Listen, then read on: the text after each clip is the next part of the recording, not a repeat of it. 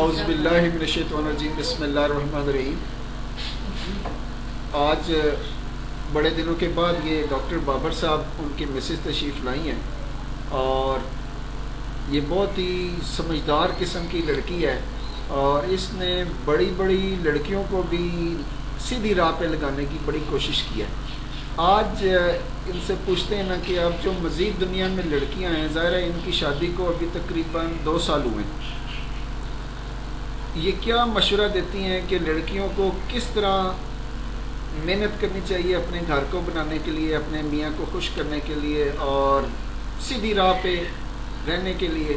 چونکہ دنیا میں رستے تو بہت ہیں لیکن یہ جو سیدھا رستہ ہے یعنی صراط مستقیم ہے، آپ دیکھیں کہ اس مہنگائی کے دور میں بھی یہ برقعے میں بیٹھی ہیں تو یہ کوئی مذاق تو ہے نہیں۔ مطلب فی زمانہ ہر آدمی جو خاص طور پہ لڑکیاں اس عمر کی، انہوں نے ایک ادھر ڈالا ہوتا ہے بس خالی اور سر ننگا ہوتا ہے، تو یہ بھی کسی فلمی دنیا کی جو لڑکیاں ہیں خوبصورت اس سے کم تو ہے نہیں نا، چونکہ ہماری بیٹی ہے۔ تو آپ اس سے پوچھنا ہے کہ یہ لڑکیوں کو کیا پیغام دے کہ وہ اچھی ہو کر رہیں اور سیدھا اتنا اچھا کام کریں کہ جنت میں جائیں اور دنیا بھی جنت بنے۔ جی جناب، بسم اللہ الرحمن الرحیم۔ بسم اللہ الرحمن الرحیم۔ میری شادی کو 2 سال ہو گئے اور شادی شدہ زندگی میں آپ اگر اچھی گزارنا چاہتے ہیں تو سب سے پہلے آپ کو اپنی زبان پہ بہت کنٹرول ہونا چاہیے۔ آپ اپنی زبان پہ جتنا کنٹرول کریں گے آپ کی لائف اتنی ہی اچھی گزرے گی۔ اور یہی میں کوشش کرتی ہوں کہ میری زبان زیادہ سلپ نہ ہو، کیونکہ زبان ہی ایک نا میجر فطرت اور فتنہ ہوتی ہے بہت زیادہ۔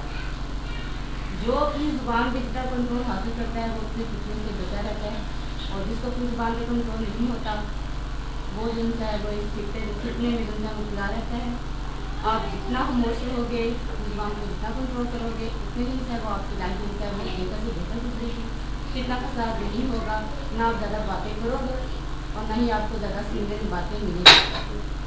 اور اس کے علاوہ کہ ہم نے جو ہے دوپٹہ ہمارے لباس میں شامل ہے، اسلام میں ذکر ہے، تو میرے خیال میں اس کو آپ فالو کریں زیادہ سے زیادہ۔ دوپٹہ ایک ایسی چیز ہے کہ جس سے ہم بہت زیادہ دور ہوتے ہیں۔ ہر کام میں کچن میں جائیں ہم اس کو پہلے کام دیتے ہیں، واش روم میں جائیں ہم اس کو پہلے اس کو ایک سائڈ پہ رکھ دیا ہے۔ جتنا ہمارا سطر میں رہنا چاہیے اتنا اچھا ہوتا ہے۔ اور دوسری بات یہ کہ آپ گھر میں جب داخل ہوں تو آپ بسم اللہ الرحمن الرحیم کا زیادہ سے زیادہ ویٹ کریں۔ یہ مجھے اس صاحب نے بھی ایک دفعہ بتایا تھا کہ آپ بسم اللہ الرحمن الرحیم کا زیادہ سے زیادہ ویٹ کیا کریں۔ تو یہ میری کوشش ہوتی ہے کہ جب میرے ہسبینڈ گھر میں داخل ہوتے ہیں تو میں دن میں فوراً سے کہہ دیتی ہوں بسم اللہ الرحمن الرحیم۔ جب وہ ان کے روز کا روز جب وہ پیمنٹ کرتے ہیں، حالات کرتے ہیں، تو پھر میں نے دیکھ لیتی ہوں، میں بسم اللہ الرحمن الرحیم کہہ دیتی ہوں۔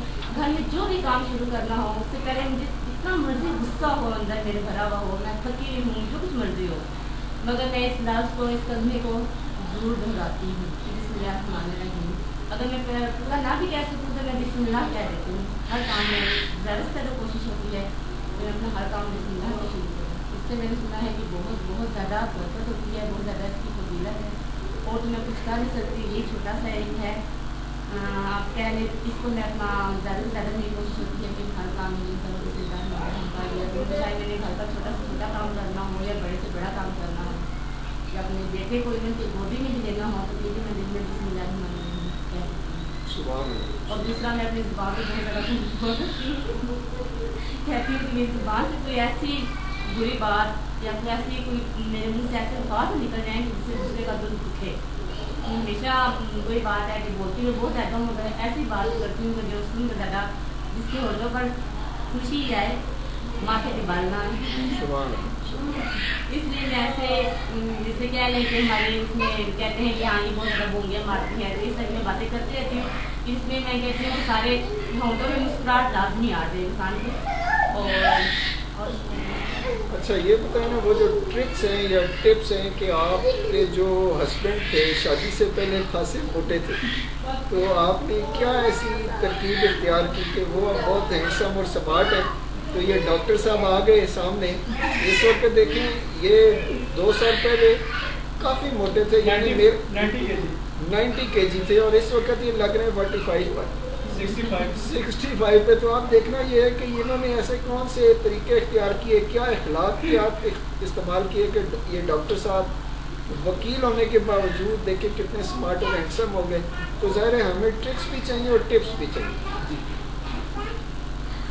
یہ تو میں نے اللہ میں سے بہت دعا کی کہ یہ سمارٹ ہو جائیں. اسے میں نے ان کے کان میں ایک ہی بات ڈالی تھی کہ میرے دوست کہتے ہیں کہ تمہارا ہسبینڈ بہت ایجنگ لگتا ہے, موٹا ہونے کی وجہ سے بہت زیادہ ایجنگ لگتی ہے, کیا یہ تم عمر میں بہت بڑے ہیں؟ میں نے کہا نہیں, عمر میں بہت بڑے نہیں ہیں, کہ ظاہر کی ہیلدی ہیں اس وجہ سے وہ لگتے ہیں. اس لیے میں نے کہا تھا کہ اسمارٹ ہو جائیں, آپ بہت زیادہ فزیکلی آپ بہت زیادہ موٹے رہتے ہیں اور بہت آپ کا ویٹ بہت زیادہ ہے لوز کر رہے تھے. تو دوسرا یہ واک پہ بہت ڈیلی یعنی کہ اس سے وہ کرتے ہیں کہ واک ڈیلی کرتے ہیں. ایون کہ انہوں نے فرسٹ ڈے بھی واک کی تھی, سیکنڈ ڈے ولیمے والے دن بھی واک پہ جا رہے ہیں. اس لیے شروع سے عادت بنی ہوئی ہے, میں نے انہیں کبھی روکا بھی نہیں ہے, نہ کبھی روکا ہے کہ ہم واک میں جائیں, واک کو بھول جانا چاہیے. یہ واک ڈیلی کرتے ہیں.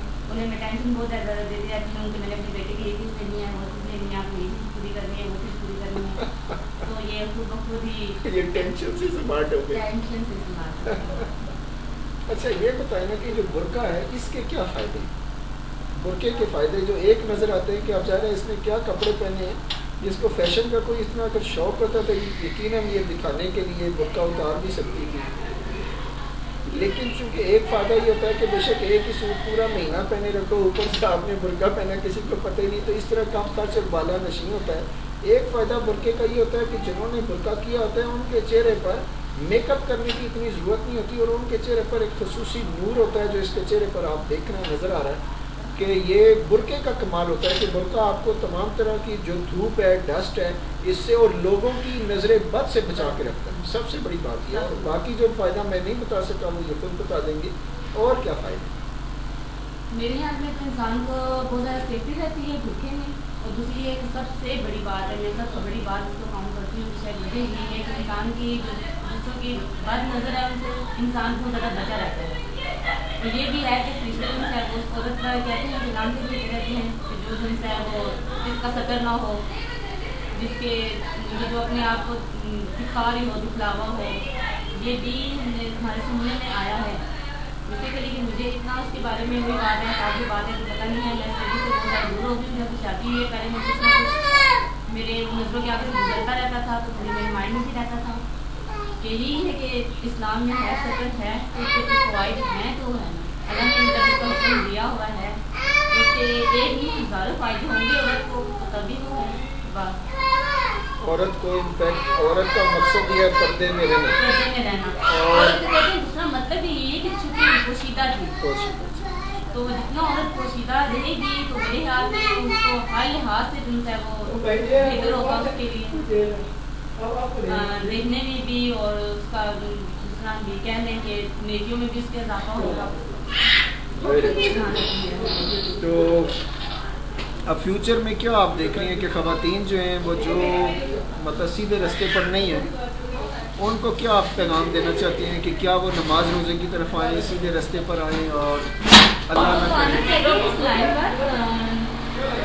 جہاں کا جیسا زمانہ جا رہا ہے, جیسا دور جا رہا ہے, تو مجھے نہیں لگتا کہ کوئی بھی اصلاح کا پہلو ہے یا کوئی عورتوں کو کر رہا ہے. جو ہماری عورتیں ہیں جن کے بارے میں ہمیں دیکھنا چاہیے, جن کی طرف دیکھ کے ہمیں زندگی کا اپنا رائے ہمیں بنانا چاہیے, زندگی گزارنی چاہیے, ان کو ہم بالکل نہیں فالو کرتے.